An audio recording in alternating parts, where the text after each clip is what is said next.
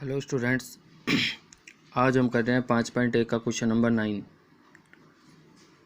अवयव ए बराबर दिया गया है जिसके अवयव हैं 2, -3, 3, 4। समीकरण को संतुष्ट करता है सिद्ध करो। हमें सिद्ध करना है कि यह अवयव ए इस समीकरण को संतुष्ट करता है और उसके बाद ए इनवर्स भी ज्ञात करना है। तो पहले आधा पार्ट करते हैं, ठीक है। तो देखिए क्या सिद्ध करना है कि यह अवयव ए इस समीकरण को संतुष्ट करता है। समीकरण क्या है? a² - 6a + 17i बराबर 0, ठीक है। तो यहाँ सबसे पहले हमें देखो इसका मान निकालेंगे। a² - 6a + 17i का मान निकालेंगे और देखना है कि ये 0 के बराबर है या नहीं है, ठीक है। तो इसका मान निकालने के लिए a² अवयव चाहिए, a अवयव चाहिए और i अवयव चाहिए। तो a अवयव तो हमको दे रखा है, i अवयव आपको पता है इकाई अवयव होता है 1 0 0 1, ठीक है। a² और चाहिए तो a² निकालते हैं। देखो a² बराबर होता है a गुणा a, ठीक है। a का मान रखो 2 - 3 3 4 गुणा वापिस a है गुणे में, तो a का मान रखो 2 - 3 3 4, ठीक है। अब इन दोनों अवयवों को गुणा करना है, कीजिए। देखो गुणा करेंगे तो सबसे पहले पहली पंक्ति और पहला स्तंभ का गुणा होगा। संगत अवयव को गुणा करो और जोड़ दो, तो 2 2 से गुणा होगा 4 और -3 3 से गुणा होगा तो -9, ठीक है। पहली पंक्ति पहले स्तंभ से गुणा हो गई। अब पहली पंक्ति दूसरा स्तंभ, संगत अवयवों को गुणा करो और जोड़ दो, तो देखो यहाँ से तो आएगा -6 और यहाँ गुणा करोगे तो आएगा -12, ठीक है। तो पहली पंक्ति तो दोनों स्तंभों से गुणा हो गई और पहली पंक्ति के दोनों अवयव आ गए। अब दूसरी पंक्ति लेते हैं। दूसरी पंक्ति को पहले स्तंभ से गुणा करते हैं। संगत अवयवों को गुणा करो और जोड़ दो, तो यहाँ से तो आएगा 6 प्लस यहाँ से आएगा 12, ठीक है। अब दूसरी पंक्ति दूसरे स्तंभ से गुणा होगी। संगत अवयवों को गुणा करो और जोड़ दो, तो देखो इसका गुणा होगा तो आएगा -9 और 4 4 से गुणा आएगा तो 16, जोड़ दिया, ठीक है ना। -9 + 16। तो इस प्रकार हमने इन दोनों अवयवों को गुणा कर लिया। आगे सोल्व करते हैं। देखिए 4 - 9 कितना आएगा? -5, -6 - 12 -18, 12 और 6 18, -9 + 16 +7, ठीक है। तो इस प्रकार हमने a² अवयव ज्ञात कर लिया। अब देखो a² अवयव भी आ गया, a भी आ गया और i पता है ही, तो हम इसका मान a² - 6a + 17i का मान निकाल सकते हैं, ठीक है। a² - 6a + 17i, ठीक है। इसका मान निकालते हैं। सबसे पहले a² अवयव का मान रखते हैं -5 -18 18 7, ठीक है। a² का मान था वो रख दिया। आगे देखो -6 गुणे में क्या है? a है, a का मान हमारे पास है, रख देते हैं 2 -3 3 4, ठीक है। आगे देखो क्या है? +17 और गुणे में क्या है? i, और i क्या होता है? इकाई अवयव, तो इसका भी मान रख देते हैं 1 0 0 1, ठीक है। इस प्रकार हमने a² - 6a + 17i में a² का मान रख दिया, हमारे पास था a² का मान रख दिया, -6 a का मान रख दिया, +17i का मान रख दिया। अब इसको सोल्व करते हैं और देखते हैं क्या ये 0 के बराबर आता है या नहीं। करते हैं सोल्व।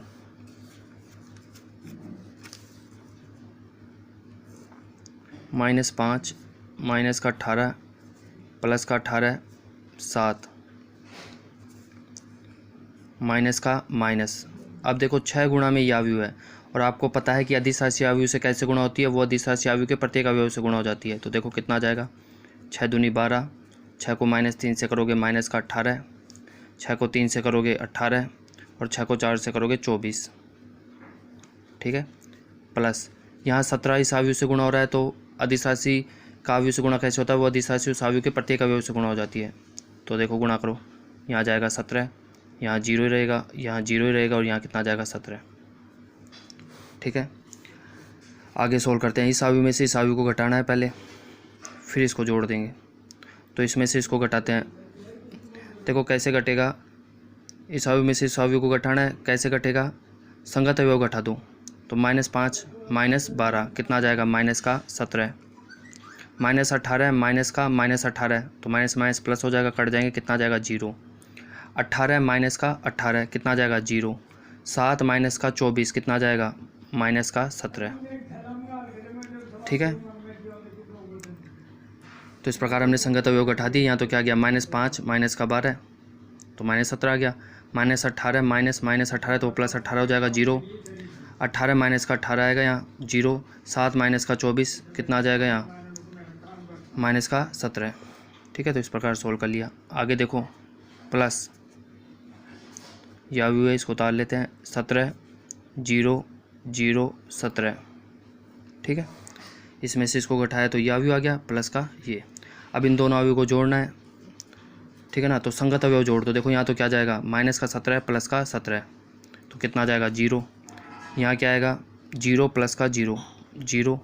यहाँ क्या आएगा 0 प्लस का 0 0। और यहाँ क्या आएगा -17 प्लस का 17, कट जाएंगे, कितना आ जाएगा 0। तो आप देख रहे हो ये क्या एक शून्य अवयव है, तो इसको क्या लिख सकते हैं 0 अवयव। ठीक है, तो इस प्रकार हमने सिद्ध कर दिया कि ये अवयव इस समीकरण को संतुष्ट करता है। ठीक है, अब इसके आगे का पार्ट करते हैं अगली वीडियो में। देखिए स्टूडेंट्स, जो बाकी का आधा पार्ट है वो करते हैं। क्या ज्ञात करना है, ए इनवर्स ज्ञात करना है। ठीक है, अब देखो ए इनवर्स का वैसे तो एक फॉर्मूला होता है ज्ञात करने के लिए। ए इनवर्स बराबर होता है एडजॉइंट ए बटा में सारणिक ए। ठीक है, इस सूत्र की सहायता से भी ए इनवर्स आ जाएगा। देखो यहाँ ए अवयव से हम सारणिक ए निकाल लेंगे। 2/2 अवयव का सारणिक मान कैसे निकलता है आपको पता है, इन दोनों अवयवों के गुणे में से इन दोनों अवयवों का गुणा माइनस करना होता है, तो सारणिक ए का मान आ जाएगा। एडजॉइंट ए 2/2 अवयव के लिए एडजॉइंट ए डायरेक्ट मेथड से निकल जाता है, बताया था मैंने शॉर्टकट तरीका। जब 2/2 क्रम का अवयव दिया गया हो तो शॉर्टकट तरीके से हम एडजॉइंट ए ज्ञात कर सकते हैं। तो इस प्रकार सारणिक ए का मान भी आ जाएगा, एडजॉइंट ए का मान भी आ जाएगा, और ये दोनों मान जब आप इस फॉर्मूले में पुट करोगे तो आपके पास ए इनवर्स भी आ जाएगा। पर यहाँ क्या ध्यान रखना है कि इस फॉर्मूले की मदद से हमें ए इनवर्स नहीं निकालना है, बल्कि इस समीकरण की सहायता से ए इनवर्स ज्ञात करना है। ठीक है, तो देखिए इस समीकरण की सहायता से कैसे ए इनवर्स ज्ञात करेंगे। समीकरण क्या दिया गया हमको, a² - 6a + 17i बराबर 0 अवयव, ये समीकरण दिया गया है। और इस समीकरण की सहायता से हमको ए इनवर्स ज्ञात करना है। ए अवयव क्या दे रखा था, ए अवयव दिया गया हमको 2 - 3 3 4। ठीक है, तो स्टूडेंट्स हमें इस अवयव के लिए ए इनवर्स अवयव ज्ञात करना है इस समीकरण की सहायता से। तो देखो क्या कर रहे हैं, हमें इस अवयव ए के लिए ए इनवर्स अवयव ज्ञात करना है। ठीक है, तो मैं इसी ए इनवर्स अवयव से जो हमें अभी ज्ञात करना है, जिसका भी हमको पता नहीं कि वो क्या है, उसी ए इनवर्स अवयव से इस समीकरण के दोनों पक्षों को बाईं ओर से गुणा कर रहा हूँ। वापस बताता हूँ, ये ए अवयव है, इस ए अवयव के लिए हमको ए इनवर्स अवयव ज्ञात करना है। ठीक है, तो मैं उसी ए इनवर्स अवयव से जो हमें ज्ञात करना है, जिसका भी हमको नहीं पता कि वो क्या है, उसी ए इनवर्स अवयव से इस समीकरण के दोनों पक्षों को बाईं ओर से गुणा कर रहा हूँ। तो ए इनवर्स अवयव से समीकरण के दोनों पक्षों को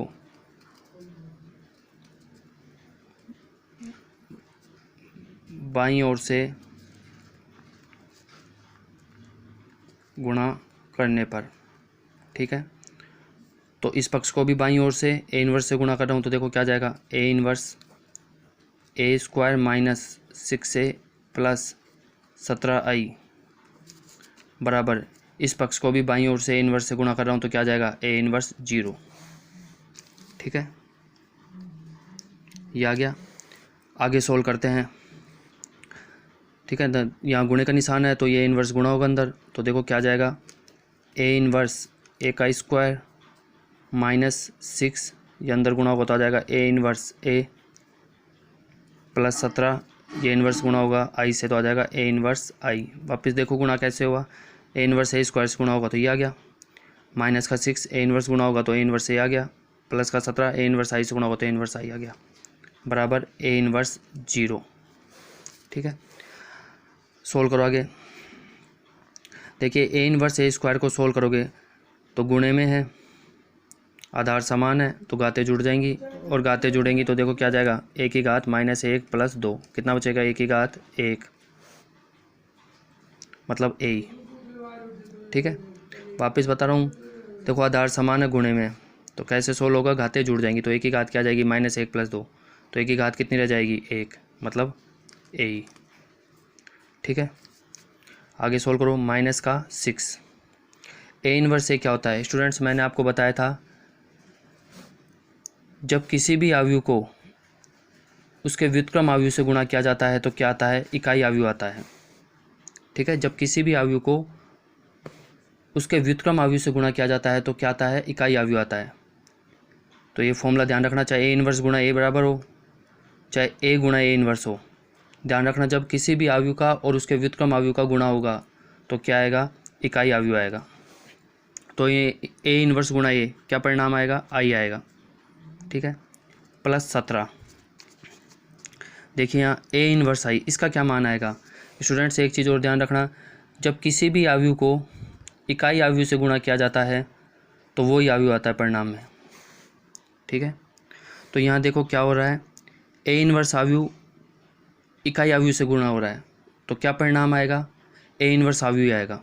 ठीक है, तो ए इन्वर्स आई का मान क्या आएगा, ए इन्वर्स ही आएगा।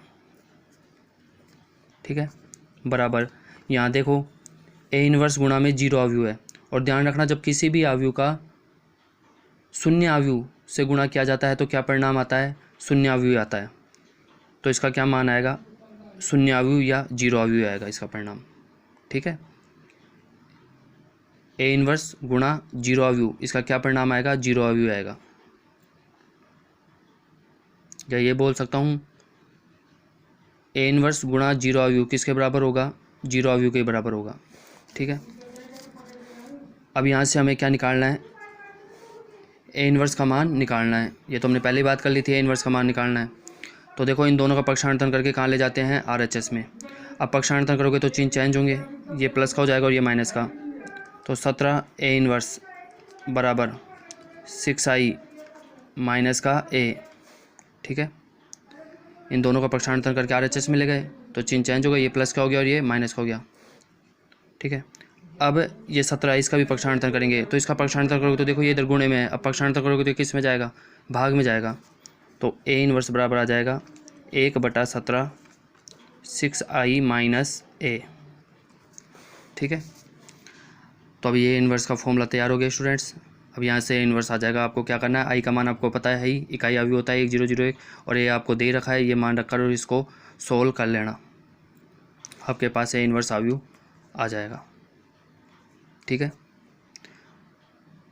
तो स्टूडेंट्स वापस बता रहा हूँ, यहाँ ए आव्यूह दे रखा था, ए इन्वर्स याद करना था, हम चाहते तो फॉर्मूले की सहायता से भी ए इन्वर्स निकाल सकते थे, वही आएगा जो यहाँ से आएगा, पर इस सवाल में फॉर्मूले की सहायता से ए इन्वर्स आव्यूह ज्ञात नहीं करना।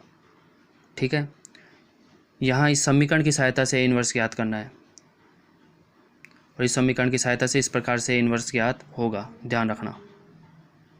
ठीक है, अब एक 5.1 का क्वेश्चन नंबर 10 है, वो आपको होमवर्क में करना है। ठीक है।